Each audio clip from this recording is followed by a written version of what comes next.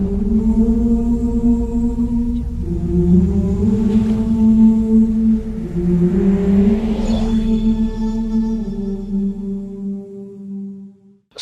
علیکم ورحمۃ اللہ وبرکاتہ۔ تمام اہل پاکستان کو میری طرف سے نذرانہ سلام پیش ہے۔ 14 اگست کے حوالے سے بات کرنی تھی، جب اللہ نے ہمیں ایک بہت خوبصورت خطہ دیا، بہت مبارک ملک دیا، جو جغرافیائی لحاظ سے بھی اس کی بہت خوبصورت اللہ تعالیٰ نے ہمیں یہ اس کی جگہ دی، اور دنیا اور اسباب کے لحاظ سے بھی اللہ تعالیٰ نے اس ملک کو مالا مال کیا۔ لیکن میں چاہتا ہوں تھوڑی سی آپ کو تاریخ بتاؤں کہ اسلام ہندوستان میں کیسے آیا۔ سب سے پہلے محمد بن قاسم رحمۃ اللہ علیہ،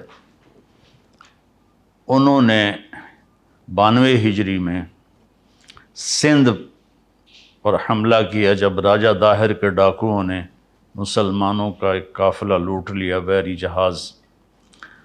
تو اس کے بدلے میں مسلمانوں کی طرف سے لشکر کشی ہوئی، اور محمد بن قاسم رحمۃ اللہ علیہ ملتان تک پہنچے۔ ان کے پاس 12,000 کا لشکر تھا، لیکن جب وہ ملتان پہنچے وہ لشکر 1 لاکھ ہو چکا تھا، کہ مقامی لوگ فوج کے اخلاق اور محمد بن قاسم کی سیرت سے اتنے متاثر ہوئے کہ وہ جوک در جوک مسلمان ہوتے چلے گئے، اور ملتان جب پہنچے تو وہ 1 لاکھ میں تبدیل ہو چکے تھے۔ تو سب سے پہلے سرزمین ہند میں اسلام کی حکومت قائم ہوئی۔ ادھر ہندوستان کے ساحلی علاقوں پر تاجروں کی وجہ سے اسلام پھیل چکا تھا، لیکن باقاعدہ جو حکومت قائم ہوئی وہ سندھ میں ہوئی۔ اس کے بعد اللہ کے نیک بندے صوفیاء کرام آتے رہے اور دعوت دین دیتے رہے، اور ان کے ذریعے سے لوگوں میں اسلام کی بارے میں بیداری ہوئی، اور انہوں نے قبول کرنا شروع کیا اپنی خوشی سے۔ اوپر جو ہندوستان ہے، جس کو اتر پردیش کہتے ہیں، وہاں جو اسلام کی حکومت قائم ہوئی وہ شہاب الدین غوری رحمۃ اللہ علیہ نے حکومت کو قائم کیا۔ اس سے پہلے محمود غزنوی نے 17 حملے کیے، لیکن انہوں نے کوئی حکومت قائم نہیں کی، بلکہ بس فتح کر کے واپس چلے جاتے تھے۔ البتہ بھیرا تک، ملتان تک انہوں نے اپنی حکومت کو وسیع کیا، کہ اس وقت ملتان میں ایک کافر طبقہ تھا جو کہتا ہم مسلمان ہیں، قرامطہ، لیکن وہ بہت ہی گندے سفاک لوگ تھے، تو ان کو محمود غزنوی نے صاف کیا۔ پھر 1191 صدی میں ہندوستان کا سب سے بڑا حکمران پرتھوی راج تھا۔ ہندوستان میں راجے مہاراجے بہت سارے تھے، صرف 2 کی حکومت قائم ہوئی پورے ہندوستان پر، ایک جلال الدین اکبر اور ایک اورنگزیب عالمگیر۔ تو 1190 میں شہاب الدین غوری اور پرتھوی راج کی لڑائی ہوئی تراوڑی کے میدان میں، جس میں شہاب الدین غوری کو شکست ہوئی، اور وہ زخمی ہو کر گر رہا تھا۔ پیچھے سے ایک ترک سپاہی نے اپنے گھوڑے سے چھلانگ لگائی اور ان کو یوں پکڑا، اور گھوڑا لے کر وہ لشکر کو چیرتا ہوا نکل گیا، جان بچ گئی۔ اس کے بعد وہ سارا سال بستر پہ نہیں سویا، اور جو بھاگے تھے ان کو بڑی سزائیں دی اس نے۔ پھر 1191 میں وہ اپنا لشکر لے کر دوبارہ نکلا، اور اسی میدان میں آ ٹھہرا جہاں پہلی جنگ ہوئی تھی۔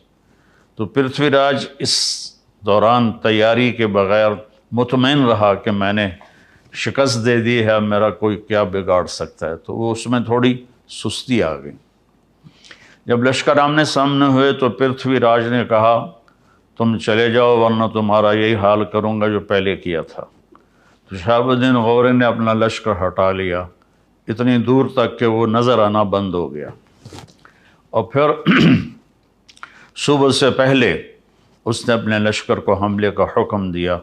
اس وقت پرتھوی راج کا لشکر اپنی پوجا پاٹ میں تھا تو انہوں نے حملہ کیا، تو اس میں پرتھوی راج قتل ہوا اور ان کو شکست ہوئی۔ اس کی عمر 42 سال تھی۔ تو پھر شہاب الدین غوری رحمہ اللہ تعالی اجمیر گئے، پھر دہلی گئے، وہاں اپنی پوری ایک ٹیم بنائی، اور قطب الدین ایبک ان کا غلام تھا۔ شہاب الدین غوری کی اولاد نہیں تھی، تو انہوں نے قطب الدین ایبک کو اپنا غلام بنایا ہوا تھا۔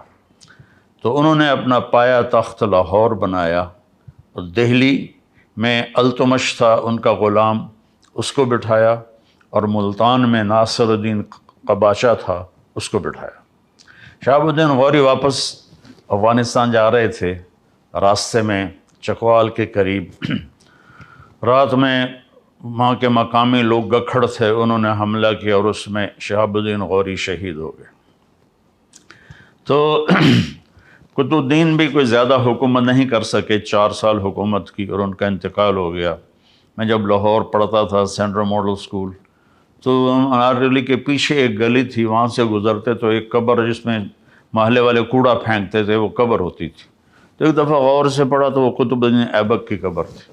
پھر ضیاء الحق مرحوم نے اسے وسیع کیا اور مکان خرید کے ڈھا کے بڑا اچھا خوبصورت ان کا مقبرہ بنایا۔ اس کو خاندان غلامہ کہتے ہیں۔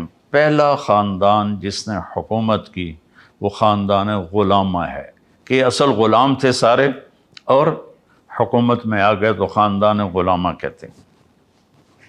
التمش اتنا نیک آدمی تھا، جب خواجہ قطب الدین بختیار کاکی کا انتقال ہوا تو انہوں نے وصیت کی میرا جنازہ وہ پڑھائے جس کی تہجد فوت نہ ہوئی ہو اور جس کی عصر کی سنتیں فوت نہ ہوئی ہوں، میرا جنازہ وہ پڑھائے۔ تو سناٹا چھا گیا، میت سامنے اور کوئی نکلتا ہی نہیں، چونکہ عصر کی سنتیں تو غیر موقدہ ہیں، کوئی پڑھے نہ پڑھے۔ تو جب کوئی بھی نہیں نکلا تو پھر ایک آدمی منہ لپیٹے ہوئے روتا ہوا باہر نکلا کہ میرے پیر نے میرا راز فاش کر دیا۔ وہ سلطان التمش تھا جس نے جنازہ پڑھایا کہ میری نہ کبھی عصر کی سنتیں قضا ہوئی ہیں نہ تہجد قضا ہوئی ہے۔ ان کے پاس ایک دفعہ غلاموں کی ایک جماعت لائی گئی، تو انہوں نے 19 غلام سلیکٹ کیے اور 20واں چھوڑ دیا۔ اس کا قد بھی چھوٹا تھا اور شکل بھی اچھی نہیں تھی، باقی 19 اس نے خرید لی۔ تو وہ غلام جس کو انہوں نے رد کیا، اس نے کہا بادشاہ سلامت آپ نے یہ غلام کس لیے خریدے ہیں؟ کہنے لگے اپنے لیے۔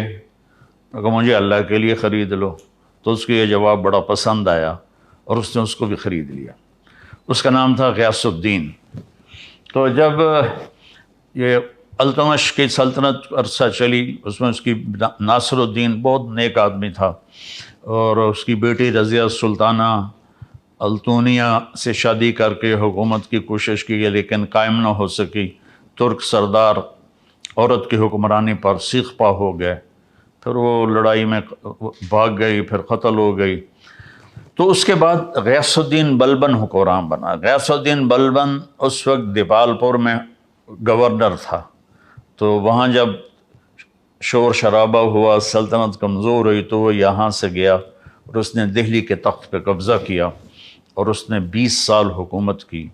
اور غیاث الدین بلبن کا یہ احسان ہے ہندوستان کے مسلم نان مسلم پر کہ اس نے واحد بادشاہ جس نے تاتاریوں کے حملوں کو ناکام بنایا، اور تاتاری ہر دفعہ شکست کھا کے پیچھے ہٹے، واپس بھاگے۔ آخری جنگ میں اس کا بیٹا محمد وہ شہید ہو گیا، اس کا ایک ہی بیٹا تھا۔ تو اس کے غم میں پھر 7ویں دن وہ بھی مر گیا اس دکھ میں۔ تو حکومت خلجی خاندان میں شفٹ ہو گئی۔ علاؤ الدین خلجی تھا جس نے اپنی حکومت قائم کی، اس کے بعد جلال الدین خلجی، جلال الدین خلجی کا بھتیجا تھا علاء الدین، جلال الدین کو غلاموں نے قتل کر دیا۔ تاریخ والے کہتے ہیں اس میں علاء الدین کا ہاتھ تھا، لیکن مجھے نہیں لگتا، چونکہ وہ بہت نیک آدمی تھا۔ تو علاء الدین نے پھر کوئی 20 سال کے قریب حکومت کی۔ وہ بھیس بدل کے بازاروں میں پھرتا تھا اور چیزوں کے بھاؤ دیکھتا تھا، لوگوں کے حال پوچھتا تھا۔ تو خلجی خاندان جب ختم ہوا تو اس کے بعد آیا تغلق خاندان۔ تغلق میں محمد تغلق واحد بادشاہ ہے، وہ تھا سر پھرا، چھوٹی چھوٹی بات پہ قتل کرا دیتا، لیکن وہ واحد بادشاہ ہے جس نے علماء کو کہا خانقاہوں سے نکلو، مسجدوں سے نکلو اور جا کر اسلام کی تبلیغ کرو، تم بیٹھ کے کھاتے رہتے ہو۔ تو اس نے دعوت اسلام شروع کروائی محمد تغلق نے۔ تو تغلق کے دور میں 1398 میں وہ بدماش تیمور آیا، جو ادھر سے کلات کے راستے سے آیا، ملتان کو تباہ کیا۔ یہ میرا چھوٹا سا قصبہ تو لمبا ہے، اس کی اینٹ سے اینٹ بجا دی۔ پھر وہاں سے وہ بٹھنڈا کی طرف نکلا، اسے تباہ کیا۔ بٹھنڈا سے دہلی پہنچا، اسے تباہ و برباد کر دیا۔ وہ اس کی عادت تھی، وہ پہلے دن جب لشکر گھیرا ڈالتا تھا نا شہر کا، تو سفید جھنڈا لہراتا تھا۔ اس کا مطلب تھا کہ ہم سے صلح کر لو، ہم سے لو، تمہارا مال لوٹیں گے، تمہیں کچھ نہیں کہیں گے۔ اگر وہ اس پہ نہیں آتے تو دوسرے دن وہ سرخ جھنڈا لہراتا تھا کہ میں صرف فوجیوں کو قتل کروں گا، عوام کو کچھ نہیں کہوں گا، تم ہتھیار ڈال دو۔ تیسرے دن وہ کالا جھنڈا لہراتا تھا کہ اب میں نہ کوئی بچہ چھوڑوں گا، نہ کوئی بچی، نہ عورت، نہ مرد۔ تو اس نے دہلی پہ حملہ کیا، آگ لگا دیتا تھا شہروں کو، اور زندہ لوگوں کو دفن کروا دیتا تھا، اور اپنے دشمنوں کو زندہ کڑا کے تیل میں ڈال کے اپنے سامنے جلا دیتا تھا، اور لوگوں کی کھال اتروا دیتا تھا۔ تو 1398 میں وہ اصل میں اس نے چین پہ حملے کا ارادہ کیا۔ تو اس نے کہا پیسہ کہاں سے ملے گا؟ تو اس کے مشیروں نے کہا کہ ہندوستان بہت مالدار ہے، یہاں لوٹ مار کرنے آیا تھا۔ تو اس کے بعد 1,00,000 قیدی بنا کے واپس گیا اور سادات کو حکومت دے گا، سادات خاندان کی حکومت۔ میں مختصر بتا رہا ہوں تاکہ آپ کے سامنے ایک تصویر آ جائے۔ تو واپس جا رہا تھا تو اس کو سفر میں دشواری پیش آئی کہ 1,00,000 آدمیوں کو لے کے چلا ہونا کہ سب کے سر اڑا دو تاکہ ہم آسانی سے سفر کر سکیں۔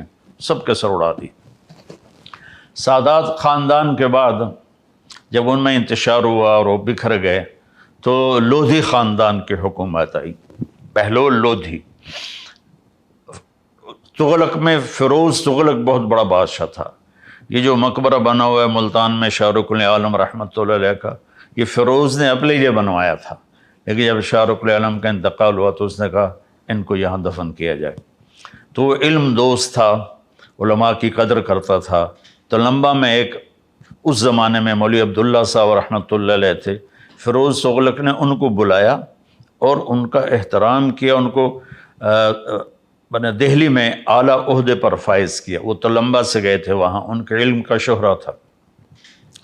تو تغلقوں کو ختم کر کے تیمور نے سادات کو حکومت دے دی، وہ چلانے میں ناکام رہے۔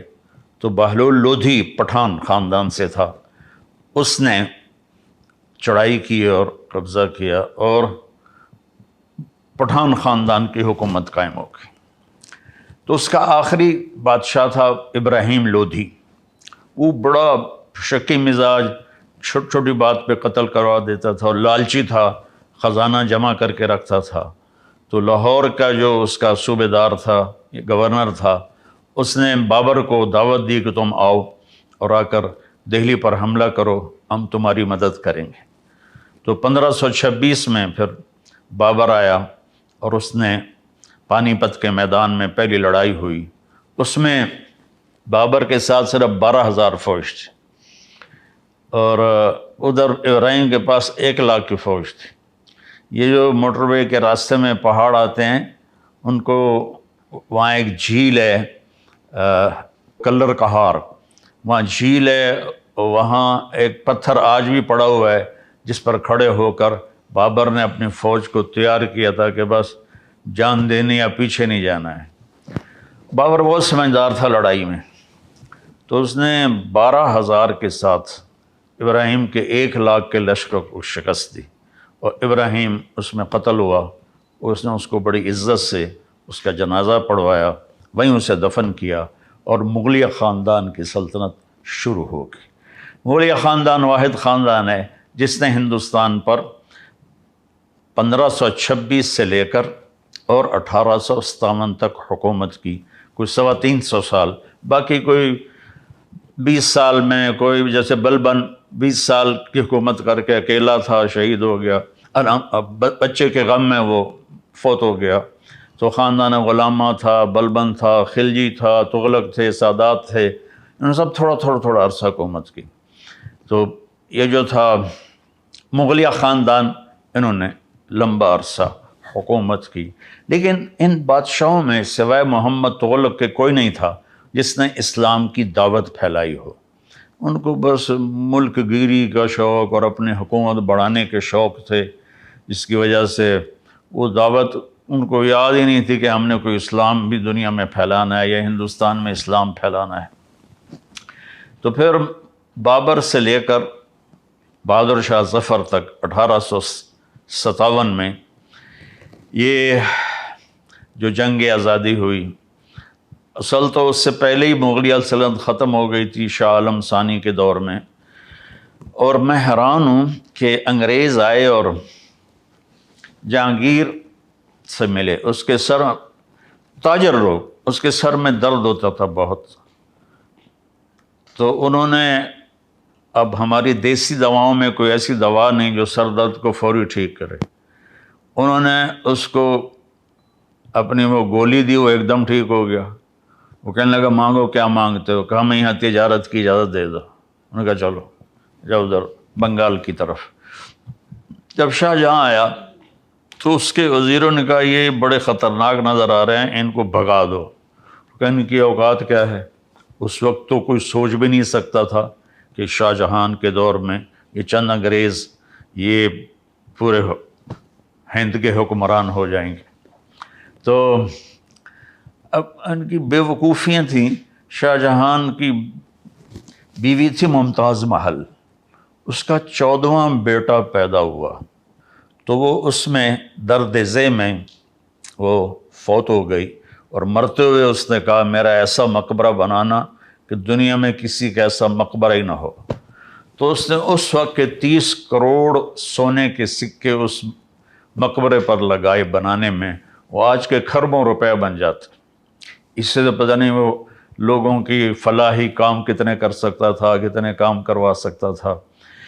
اور جہانگیر سے زوال شروع ہوا کہ جہانگیر نے، دکن میں حکومت تھی عادل شاہی، تو جہانگیر کو تھا کہ میں سارا ہندوستان فتح کروں، اکبر عادل شاہی کو فتح نہیں کر سکا تھا، تو جہانگیر وہاں 25 سال وہاں بیٹھا رہا اور دہلی کا پایا تخت چھوڑ دیا، وہیں اس کی موت ہوئی، وہیں اس کی قبر بنی، ویران قبر ہے، کوئی جاتا ہی نہیں ہے، کسی کو پتہ ہی نہیں ہے کہ عالمگیر ہے جس نے 50 برس ہندوستان پہ حکومت کی۔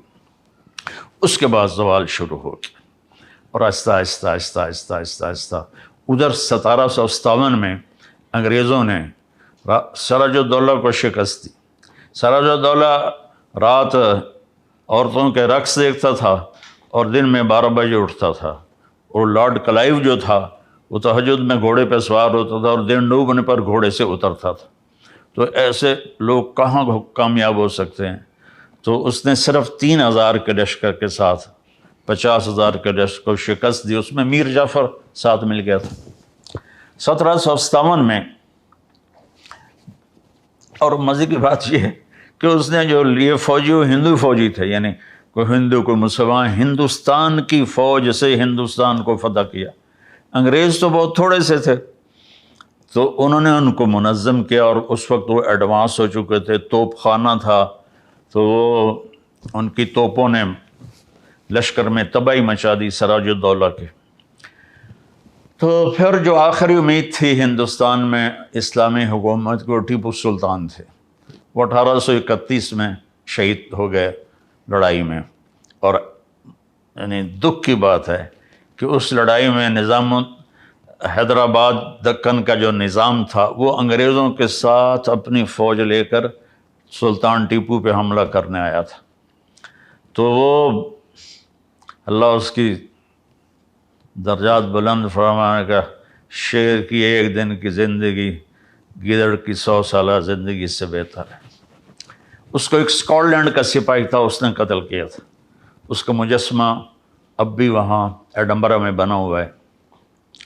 تو اس وقت وہ جنرل ہینگسر، یہ ہیری تھا، مجھے نام میں شک پڑ رہا ہے، اس نے کہا اب ہندوستان ہمارا ہے، اس 1831 میں۔ اور پھر وہ شاہ عالم ثانی کے دور میں دہلی پر آ گئے، اور شاہ عالم ثانی کی حکومت صرف محل میں تھی اور قلعے میں تھی۔ 1857 کی جنگ آزادی ہوئی، وہ ایک غدر تھا، اور اس میں انہوں نے بہت ظلم کیے، اور کوئی منظم نہیں تھا، کسی قسم کی کوئی ترتیب نہیں تھی، تو انہوں نے دلی میں لوٹ مار مچا دی۔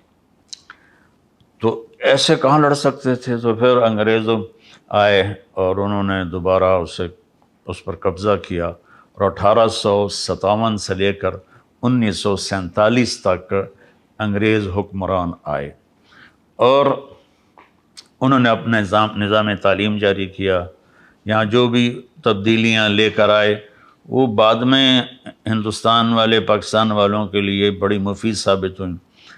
تو 1947 تو علامہ اقبال رحمۃ اللہ علیہ نے سب سے پہلے تصور پیش کیا کہ ہمارے لیے ایک الگ ملک ہونا چاہیے جس میں مسلمان اپنے طرز اسلام پر زندگی گزار سکیں۔ تو اللہ تعالیٰ درجے بلند فرمائے قائد اعظم رحمۃ اللہ علیہ کے، وہ اس وقت مسلم لیگ کی بنیاد رکھی گئی 1940 میں، یا شاید اس سے پہلے 1940 میں تھی، لیکن وہ بری طرح ہار گئے، لیکن انہوں نے ہمت نہیں ہاری، اور پھر دوبارہ لگ گئے۔ اور تو اکثر علماء کا یہ تھا ذہن کہ الگ ملک نہیں بننا چاہیے، بہت قتل عام ہوگا، لیکن مولانا شبیر احمد عثمانی رحمۃ اللہ علیہ، اور مولانا ظفر احمد عثمانی رحمۃ اللہ علیہ، اور مولانا اشرف علی تھانوی رحمۃ اللہ علیہ، ان کا ذہن یہ تھا کہ الگ ملک ہونا چاہیے، چونکہ مسلم اور غیر مسلم کی ترجیحات ایک نہیں ہیں، تو یہ اکٹھے چل نہیں سکیں گے، اور یہ بات ان کی بہت درست تھی۔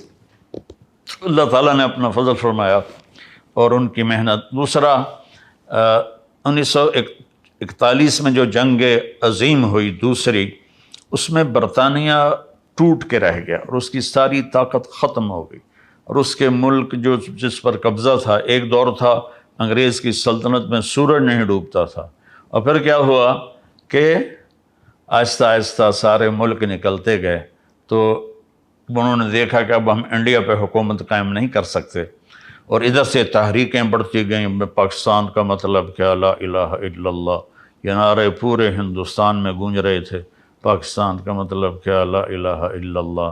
ہمارے بڑوں نے تو لا الہ الا اللہ کی بنیاد پر بنایا تھا، اللہ کرے گا کبھی آ جائے گا اس بنیاد پر۔ تو 1947 میں پھر اللہ تعالیٰ نے ایسی رات عطا فرمائی، رمضان 27 شب لیلۃ القدر پاکستان کے وجود میں آنے کا اعلان ہوا۔ یہ اتفاقاً نہیں تھا، یہ اس اللہ کا انتخاب تھا کہ اس مبارک رات میں مجھے اس ملک کو وجود دینا ہے۔ تو اس کے اعلان کے بعد پھر بہت تکلیف دیکھنی پڑی، لیکن آزادی کے لیے تکلیفیں تو جھیلنی پڑتی ہیں۔ تو لٹے پٹے قافلے پہنچتے تھے، پوری گاڑی میں ایک زندہ نہیں ہوتا تھا، سب کی لاشیں پڑی ہوتی تھیں۔ کچھ 6 لاکھ کے قریب لوگ شہید ہوئے۔ میرے والد صاحب رحمۃ اللہ علیہ کے ایک تھے عبدالقدوس صاحب، وہ جلندھر کے تھے، وہ کبھی کبھی آتے تھے ابا جی سے ملنے، وہ سہیوال جو سرگودے والا وہاں رہتے تھے۔ تو ایک دن وہ بات کر رہے تھے، میں بھی بیٹھا تھا کہ میاں صاحب میں جب نکلا تو اکیلا نکلا، پتہ نہیں خاندان کہاں گیا، میں کہاں گیا۔ تو دن میں گنے کے کھیت میں چھپ جاتا تھا، اور رات کو پھر میں پیدل چلتا تھا۔ اور میرا سفر تھا لاہور کی طرف، لیکن چلتے چلتے چلتے میں دریائے ستلج پہنچ گیا۔ اس وقت دریائے ستلج موجیں اور ٹھاٹھیں مارتا تھا، اب پیچھے ہٹیں تو قتل ہیں اور آگے جائیں تو ڈوبنا ہے، کہنے لگے تیرنا آتا نہیں تھا، تو میں نے کہا میں قتل ہونے سے بہتر ہے پانی میں ڈوب کے مر جاؤں۔ تو انہوں نے ایک لکڑی ان کو ملی ذرا بڑی سی، وہ اٹھا کے نا اس کو پکڑ کے پانی میں کود گئے۔ کہنے لگے جب میں تھوڑا سا آگے گیا تو سارا دریا لاشوں سے بہہ کے چل رہا تھا، پانی نظر ہی نہیں آ رہا تھا، لاشیں لاشیں تھیں اور نیچے پانی تھا، لاشیں اوپر تھیں۔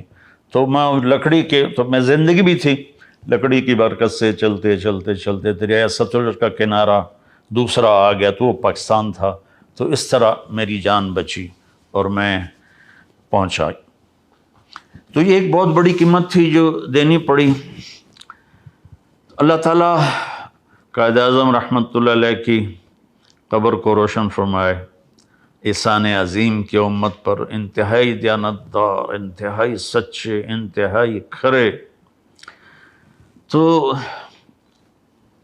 ایک دفعہ مولانا شبیر احمد عثمانی رحمۃ اللہ علیہ سے کسی نے پوچھا آپ نے قائد اعظم کا جنازہ کیوں پڑھایا؟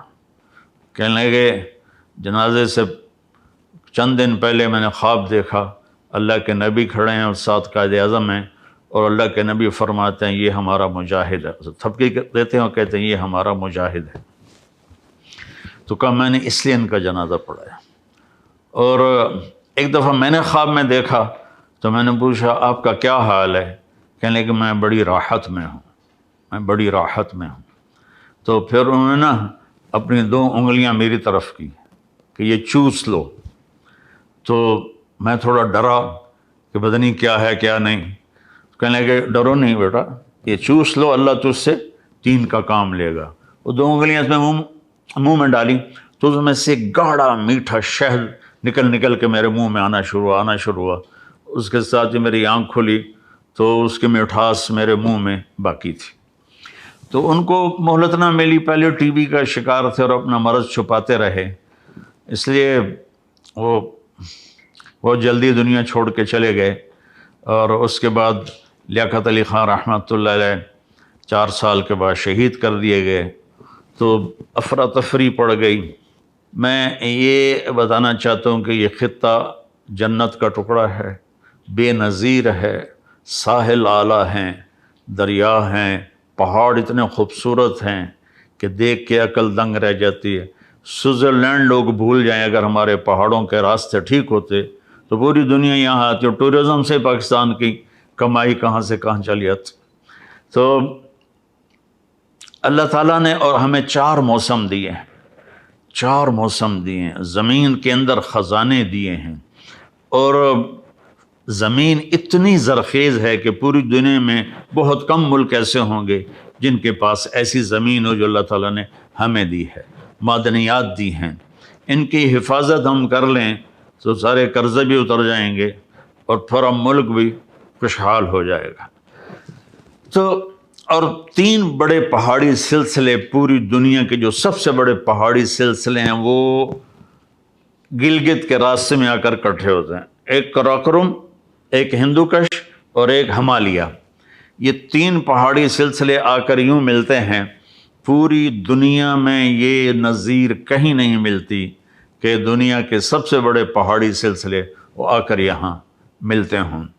تو میرے بھائیو، اصل میں چیز جب بگڑتی ہے جب انسان بگڑتا ہے، اور چیز اس وقت بنتی ہے جب انسان بنتا ہے۔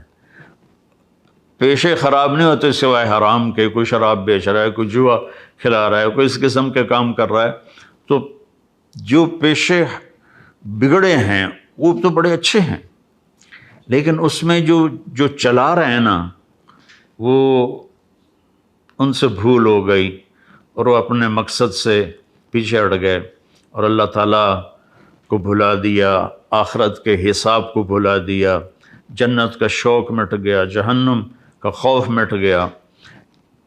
تو بھائیو 14 اگست ہم منائیں، وہ ہمارے نوجوان بچے وہ سیلنسر اتار کے مال روڈ پہ چلتے ہیں اور شور مچاتے ہیں، کئی مر جاتے ہیں۔ یہ خوشی نہیں ہے۔ ہم 14 اگست اس طرح منائیں کہ آج کے بعد ہم جھوٹ نہیں بولیں گے، آج کے بعد ہم دھوکہ نہیں دیں گے، آج کے بعد ہم کسی سے برا سلوک نہیں کریں گے، آج کے بعد ہم رزق حرام نہیں کمائیں گے، رزق حلال کمائیں گے، اپنے والدین کی خدمت کریں گے، بہن بھائیوں سے اچھا سلوک کریں گے، اپنی بیوی کے ساتھ حسن سلوک کریں گے، سسرال کے ساتھ حسن سلوک کریں گے، بیوی اپنے خامدوں سے اچھا سلوک کریں گی، ان کے ماں باپ کو عزت دیں گی۔ یہ وہ چیزیں ہیں جس سے ہمارا ملک خوبصورت بن جائے گا۔ میں ایک حدیث سناتا ہوں، اگر ہم اس کو لے لیں تو پورا معاشرہ ٹھیک ہو جائے۔ ہمارے نبی وضو فرما رہے تھے تو صحابہ وضو کا پانی نیچے سے پکڑ لے کر کوئی منہ پہ مل رہا تھا، کوئی پی رہا تھا، کوئی ادھر مل رہا تھا، کوئی ادھر مل رہا تھا، تو آپ نے فرمایا یہ کیوں کر رہے ہو؟ کہ یا رسول اللہ آپ کی محبت میں کر رہے ہیں۔ آپ نے فرمایا محبت ایسے تھوڑا ہی ہوتی ہے، میں بتاتا ہوں مجھ سے محبت کرنے والا کون ہے۔ جو 3 کام کرے گا وہ ہے مجھ سے اور اللہ سے محبت کرنے والا، اور اس کو بشارت ہے کہ اللہ اس کا رسول بھی اس سے محبت کریں گے۔ تو انہوں نے فرمایا یا رسول اللہ فرمائیے، آپ نے فرمایا فَلْيَصْدِقِ الْحَدِيثَ إِذَا حَدَّثَ، زندگی میں جھوٹ نہ بولے، زندگی میں جھوٹ نہ بولے، سچ بولے، وہ ہے مجھ سے پیار کرنے والا، وہ ہے جس سے میں اور میرا رب بھی پیار کریں گے۔ فَلْيُؤَدِّ الْأَمَانَةَ إِذَا اؤْتُمِنَ، کبھی کسی کو دھوکہ نہ دے۔ حضرت عمر رضی اللہ تعالیٰ عنہ کا فرمان ہے کہ لوگو لا یغرنکم طنطنۃ الرجل باللیل فی صلاتہ ان الرجل من ادى الامانۃ اذا اؤتمن ومن سلم المسلمون من لسانہ ویدہ، کہ لوگوں کسی کو تہجد میں دیکھو بڑی آہیں بھر رہا ہے اور بڑا رو رہا ہے، سجدے میں اس کے آنسو نکل رہے ہیں اور قرآن قیام میں اس کے آنسو نکل رہے ہیں، تو یہ تمہیں دھوکہ نہ لگے، ایک بڑی وڈی سرکار ہے۔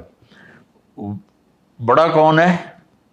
جو کسی کو دھوکہ نہ دے اور جو کسی کو تکلیف نہ پہنچائے، وہ سب سے بڑا انسان ہے۔ ایک صحابی نے عرض کی یا رسول اللہ، اچھا میں وہ 2 باتیں بتا رہے، تیسری بات میں بتاتا ہوں۔ تو آپ نے فرمایا میرا امتی ہر گناہ کر سکتا ہے، 2 کبھی نہیں کرے گا، ایک جھوٹ نہیں بولے گا، ایک دھوکہ نہیں دے گا، ایک جھوٹ نہیں بولے گا، ایک دھوکہ نہیں دے گا۔ میں دوبارہ دہراتا ہوں، ایک جھوٹ نہیں بولے گا، ایک دھوکہ نہیں دے گا۔ ہم اپنے ملک سے جھوٹ کیسے نہ، حکومت تو نہیں نکال سکتی، ہم نے نکالنا ہے۔ ہم اپنے ملک سے دھوکے بازی تو نہیں نکال سکتے، حکومت کو دھوکے بازی نہیں نکال سکتی، ہر جگہ کہاں پہرے لگائیں گے، چاہے کسی کو بٹھا دو۔ ہم نے خود دھوکے بازی کو، فراڈ کو ختم کرنا ہے۔ اور تیسری بات آپ نے فرمائی فَلْيُحْسِنْ جِوَارَ مَنْ جَاوَرَهُ، سبحان اللہ۔ آپ نے فرمایا اور تیسری مجھ سے محبت کی نشانی یہ ہے کہ مجھ سے محبت کرنے والا اچھے اخلاق والا ہوتا ہے اور وہ پڑوسیوں کے ساتھ بہت اچھا سلوک کرتا ہے اور ان کی تکلیف کو برداشت کرتا ہے۔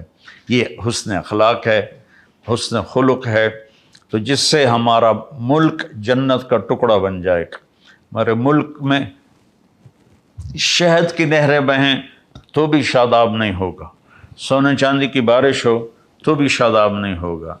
انسانوں کے اندر سے یہ صفات نکلیں، سچ بولیں، جھوٹ نہ بولیں، دینداری سے کریں، دھوکہ نہ دیں، اچھا سلوک کریں، پڑوسی ہندو ہے، مسلم ہے، وہ غیر مسلم ہے، جو بھی ہے ان سے اچھا سلوک کرنا۔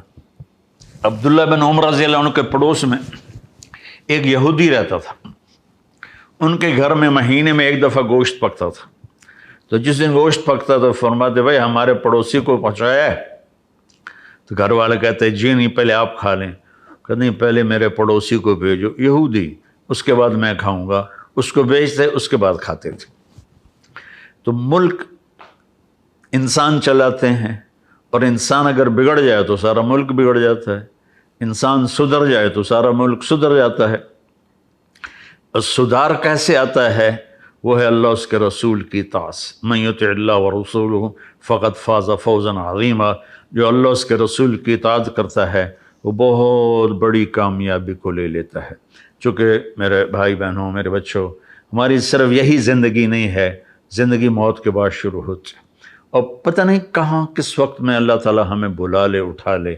تو ہم ان صفات سے جب مزین ہو کر پہنچیں گے اللہ کے دربار میں، تو آسمان کے فرشتے بھی خوش ہوں گے، اور اللہ کا عرش بھی خوش ہوگا، اور اللہ بھی خوش ہوگا، اور اللہ یا ایتھا النفس المطمئنہ ارجعی الی ربک راضیۃ مرضیہ فادخلی فی عبادی وادخلی جنتی، اللہ کہے گا اے نیک روح، اے میرے نیک بندے، آ جا اپنے رب کے پاس، میری جنت میں چلا جا، میرے نیک بندوں میں داخل ہو جا۔ انسان دنیا میں آئیڈیل لائف ڈھونڈتا ہے۔ ایک بادشاہ نے بہت بڑا گھر بنایا، بہت عالی شان بنایا، تو اس نے اپنے مشیر بلوائے، عوام بلائی کہ میرا محل کیسا ہے؟ سب نے کہا بہت اچھا ہے، بہت اچھا ہے۔ 2 آدمیوں پہ نظر پڑی، وہ بول نہیں رہے تھے، خاموش تھے۔ تو بادشاہ نے ان کو متوجہ کیا، بھائی آپ کچھ نہیں بولے، کچھ آپ بھی بتاؤ۔ وہ کہنے کہ بادشاہ سلامت، اس محل میں کوئی عیب نہیں، بس 2 ہیں چھوٹے چھوٹے عیب، وہ نکل جائیں تو پھر اس جیسا کوئی دنیا میں محل ہے ہی نہیں۔ کہ کیا ہے؟ سب نے کہا کیا ہے، کیا کی نظر آیا تو ویندے کدھر سونا تو کی نظر آ گیا؟ کہنے کہ بادشاہ سلامت، ایک تو عیب یہ ہے کہ اس گھر کا بنانے والا چھوڑ کے مر جائے گا، اور دوسرا عیب یہ ہے کہ ایک دن یہ محل اجڑ کے کھنڈر بن جائے گا۔ میں جب اسپین گیا تو میں غرناطہ گیا، تاریخ سے میری دلچسپی ہے، تو عبد الرحمن ثالث نے وہاں ایک محل بنایا تھا جو 25 سال میں بنا تھا، اور آج کا 4 کھرب روپے اس پہ لگا تھا۔ 4 کھرب، پوری چھت ہیروں سے جڑی ہوئی تھی، اور سارے پلر پر سونا اور اس میں ہیرے یاقوت تھے، اور اس میں نا پارے کے تالاب تھے۔ تو جب پارا تو ایسا ایسے ہوتا رہتا نا، ٹھہرتا نہیں، جب سورج کی شعائیں پڑتی تو وہ ایسے ایسے حرکت کرتے ہوئی محل پہ پڑتی تو پورا محل رقص کرتا ہوا نظر آتا تھا، ایسے لگتا تھا پورا محل رقص کر رہا ہے۔ 25 برس میں وہ محل بنا، 25 برس اس میں رہنا اس کو ملا، 50 برس اس نے حکومت کی، اور میں اس کی تاریخ پڑھ رہا تھا، اس نے کہا کہ میں نے 50 سال حکومت کی، ہر دشمن کو زیر کیا اور اپنی ہر خواہش کو پورا کیا، لیکن میں نے سکون کے دن گنے 50 سال میں تو صرف 14 دن تھے، مجھے صرف 14 دن سکون کے ملے ہیں۔ 25 سال کے بعد وہ مر گیا، تو اگلے 25 سال کے بعد اشبیلیہ میں اسلامی حکومت تھی، وہ ٹوٹ گئے تھے، انہوں نے غرناطہ پہ حملہ کیا اور اس محل کی اینٹ سے اینٹ بجاتے۔ تو میں جب غرناطہ گیا تو میں نے ان سے کہا بھائی یہاں ایک محل تھا قدیم، وہ ڈھونڈو، وہاں کے مقامیوں کو پتہ ہی نہیں تھا، تو وہ ایک مل گیا، اس نے کہا جی ادھر ایک کھنڈر ہے، میں نے کہا وہاں لے چلو۔ میں جب گیا تو وہ پہاڑ کے دامن میں اس نے وہ گھر بنایا تھا، اس کی ایک باندی تھی زہرا، اس کے عشق میں اس نے اتنا پیسہ برباد کیا اور اتنی دولت برباد کی، اور 50 سال کے بعد وہ گھر نظر آتش ہو گیا اور اس کی اینٹ سے اینٹ بج گئی۔ تو مشکل یہ ہے، ہم یہاں جنت بنا نہیں سکتے، آئیڈیل ہوم بنا نہیں سکتے، چونکہ موت پیچھے کھڑی ہوئی ہے۔ تو کیا کریں پھر؟ اپنی آخرت کو مقدم کریں، اپنی آخرت کو سمجھ۔ اجل ہی نے چھوڑا، اجل کہتے ہیں موت کو، اجل ہی نے چھوڑا نہ کسرا نہ دارا۔ کسرا اور دارا 2 بڑے بادشاہ تھے، دونوں ایران کے تھے، اسی سے سکندر صفات بہارا، سکندر یونانی، ہر ایک لے کے کیا کہا نہ حسرت ستارہ، پڑا رہ گیا سب یوں ہی ٹھاٹ سارا، جگہ جی لگانے کی دنیا نہیں ہے، یہ ورد کی جا ہے تماشا نہیں ہے، تجھے پہلے بچپن نے برسوں کھلایا، جوانی نے پھر تجھ کو مجنوں بنایا، بڑھاپے نے آ کے کیا کیا ستایا، اجل تیرا کر دے گی بالکل صفایا، جگہ جی لگانے کی دنیا نہیں ہے، یہ ورد کی جا ہے تماشا نہیں ہے، یہی تجھ کو دھن ہے رہوں سب سے اعلیٰ، وہ زینت نرالی ہو فیشن نرالا، جیا کرتا ہے کیا یوں ہی مرنے والا، تجھے حسن ظاہر نے دھوکے میں ڈالا، جگہ جی لگانے کی دنیا نہیں ہے، عبرت کی جا ہے تماشا نہیں ہے، ٹھک حرص و حوث کو چھوڑ میاں، مت دیس بدیس پھرے مارا، قذاق اجل کا لوٹے ہے دن رات بجا کر ناکارا، کیا بدیا بھینسا بیل شتر، کیا گونی پلہ سر بھارا، کیا جیہوں چاول موٹ مٹر، کیا آگ دوں اور انگارا، سب ٹھاٹ پڑا رہ جائے گا جب لا چلے گا بنجارا۔ اس میں پرانی اردو کے الفاظ ہیں، سمجھ تو نہیں آئے ہوں گے، لیکن اس کا مقصد یہ ہے کہ دنیا فانی ہے، آخرت کو سامنے رکھو۔ سب سے آخری آدمی جو جنت میں جائے گا، جس کے پاس جو سمجھیے کہ سب سے چھوٹی جنت ہوگی، وہ آپ نے کہا میری امت سے ہوگا، اس کا نام ہوگا جوہینہ، اس کے قبیلہ بھی ہوگا جوہینہ۔ آپ نے کہا میں اب دیکھ رہا ہوں کہ وہ جہنم سے نکل رہا ہے اور جنت کی طرف اللہ اس کو لے جا رہے ہیں۔ جو جنت کے دروازے پر آئے گا تو اللہ تعالیٰ کہیں گے جا، تو اللہ تعالیٰ اس سے نا دل لگی کریں گے، اس کی دل لگی کے لیے۔ وہ جب اندر جانے لگے گا تو لگے گا کوئی جگہ ہے ہی نہیں، تو واپس ہو جائے گا۔ اللہ تعالیٰ فرمائیں گے جا تو صحیح، وہ جائے گا، پھر بھری ہوئی نظر آئے گی، واپس آ جائے گا۔ پھر اللہ کہیں گے جا تو صحیح، کہے گا میرے واسطے جاتا تو چھڈی نہیں، میں کتنے جاؤں؟ تو اللہ تعالیٰ فرمائیں گے اچھا یہ بتا، میں نے جب سے زمین بنائی، دنیا جب سے میں نے زمین بنائی، اس کو ملٹی پلائی بائی 10 کر کے تمہیں دے دوں تو خوش ہو؟ تو کہے گا اللہ مذاق تو نہ کرو میرے نال، میں نے تو کوٹھا ہی کافی۔ اللہ کہیں گے جا، اس دنیا سے تجھے 10 گنا بڑی جنت دے دی۔ تو وہ جب انٹر ہوگا تو دروازہ کھلے گا تو اس کا نوکر کھڑا ہوگا، اس کے چہرے پہ ایسا نور ہوگا کہ یوں جھکے گا، کہے گا کیا کر رہا ہوں؟ کہ تم فرشتے ہو، تمہیں کیا اس کو کہتے ہیں سلام کر رہا ہوں۔ وہ کہے گا میں فرشتہ نہیں، میں آپ کا نوکر ہوں، اور میرے جیسے اور 70,000 80,000 آپ کے نوکر ہیں۔ اچھا کتنے ان کا آگاں تو ٹور آگے ٹورے گا، ایک اور نور کی چمک اٹھے گی تو وہ سجدے میں گر جائے گا۔ اور آقا یہ کیا کر رہے ہو، کس کو سجدہ کر رہے ہو؟ یہ جو نور کی چمک ہے یہ اللہ کی نور کی چمک نہیں ہے، میں اللہ کو سجدہ کر رہا ہوں۔ وہ کہے گا اللہ کے نور کی چمک نہیں ہے، آپ کے محل کی چمک ہے جو آپ کے اوپر پڑ رہی ہے۔ تو جب وہ آگے جائے گا تو 80,000 نوکر اس کا استقبال کرے، گاڈ آف آنر، کہیں گے امان علی سیدنا النظور، ہمارے آقا سارے جنت والے جنت میں آ گئے، آپ کدھر رہ گئے تھے، اتنی دیر لگا دی۔ وہ کہے گا شکر کرو میں آ گیا، میں نے بڑے لیے ترپین، اللہ نے معاف کیتا تو میں آیا، میری بڑا برا حال ہویا۔ تو 80,000 نوکر اس کے ساتھ چلیں گے، اور اس کو آگے جا کر بہت بڑا خوبصورت میدان ہوگا، اس میں ایک تخت ہوگا، وہاں بٹھائیں گے۔ تو وہ کہے گا اے سارا کچھ کہندا ہے، وہ کہیں گے سارا کچھ آپ کا ہے۔ اچھا، پھر وہ کہیں گے بھائی ہمارے آقا جہنم سے آئے ہیں، بھوکے بھی ہیں، پیسے بھی ہیں، کھلاؤ بھائی، پلاؤ بھائی۔ 80,000 خادم، 80,000 ڈونگے اور 80,000 گلاس لے کر آئیں گے، ہر گلاس میں مشروب نیا ہوگا، ہر ڈونگے میں کھانا نیا ہوگا، اور وہ سارے کھا جائے گا اور ڈکار بھی نہیں مارے گا کہ نہ اس کا اللہ تعالیٰ معدہ تھکائے گا۔ اور یہاں تو ہم تھوڑا سا کھا لیں تو پھر دل بھر جاتا ہے، وہاں یہ ہوگا کہ اللہ تعالیٰ ہر لقمے کی لذت بڑھاتا جائے گا، بڑھاتا جائے گا، بڑھاتا جائے گا، یہاں تک کہ وہ سارے کھا لے گا۔ تو یہ تو سب سے چھوٹے درجے کا آدمی ہے، تو اوپر کی جنت الفردوس۔ تو میرے بھائی اللہ نے ہمیں دنیا میں پاکستان ایک جنت کا ٹکڑا دیا ہے، ہم اس سے وفا کریں۔ ہم کہتے ہیں حکمران برے ہیں، پہلے ہم برے ہیں، ہمارے بازاروں میں سچائی آ جائے، ہمارے بازاروں میں تاجر ٹیکس ادا کریں، ہمارے بازاروں میں تاجر کسی کو دھوکہ نہ دیں، ہمارے بازاروں میں تاجر وعدہ خلافی نہ کریں، ہمارے ذمہ دار اپنے خدام پر، اپنے نوکروں پر ظلم زیادتی نہ کریں، اور دفتروں میں بیٹھے والے افسران وہ رشوت نہ لیں، رزق حلال کمائیں، تو پھر سب مل کر اس ملک کو بنائیں گے۔ صرف حکومت نہیں بنا سکتی، حکومت مختصر سی ایک جماعت ہے، وہ ہر آدمی سے سچ کیسے بلوائے گی، ہر آدمی کو دیانتداری پہ کیسے لائے گی؟ تو بھائیو، یہ اللہ تعالیٰ نے ایک بہت بڑی نعمت ہمیں دی ہے، ہم اس کی قدر کریں۔ اس کی مٹی میں ہمارے ماں باپ دفن ہیں، ہمارے دادا پر دادا دفن ہیں.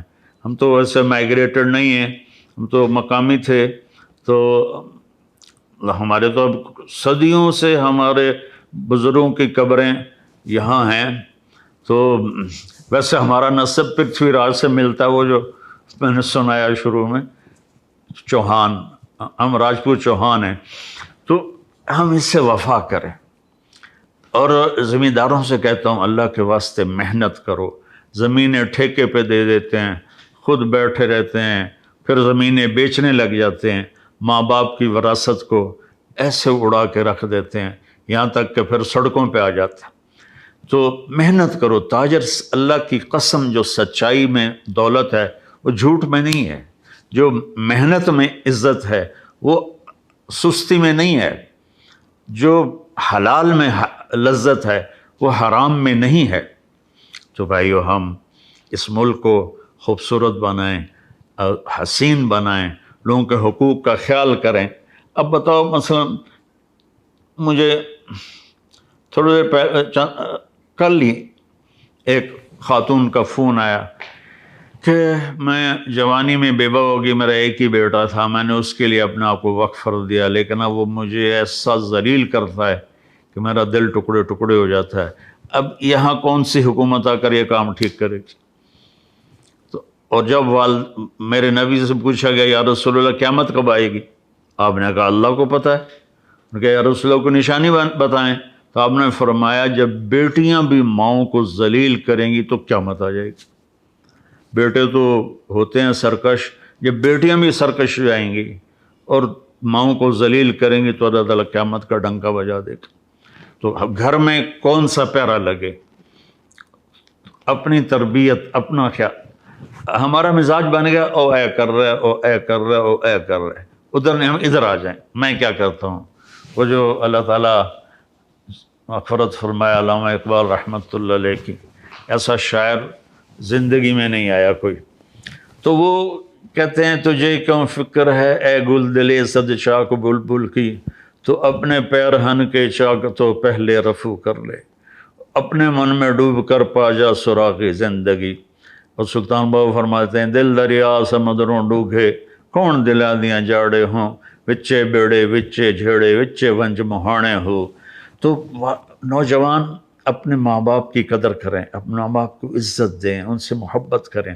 ماں باپ سے کہتا ہوں اولاد کو عزت دیں. محبت دیتے ہیں، عزت نہیں دیتے، جس سے ماں باپ اور اولاد میں فاصلہ پیدا ہو جاتا ہے. محبت تو فطری ہوتی ہے، لیکن عزت دینا مشکل ہو جاتا ہے کہ میں اپنی اولاد کو عزت دوں. ہم ان کو عزت دیں گے وہ ہمارے قریب آ جائیں گے، ہمارے لیے ہمارے بازو بنے گے. ایسی خاوند اور بیوی، سب سے بڑا جو شیطان خوش ہوتا ہے وہ اس پر خوش ہوتا ہے کہ خاوند اور بیوی میں جھگڑا ہو جائے. اللہ تعالیٰ صلح پر اتنا خوش ہوتا ہے، خاوند بیوی لڑ پڑیں، صلح کر لیں، ان کے پچھلے سارے گناہ معاف ہو جاتے ہیں.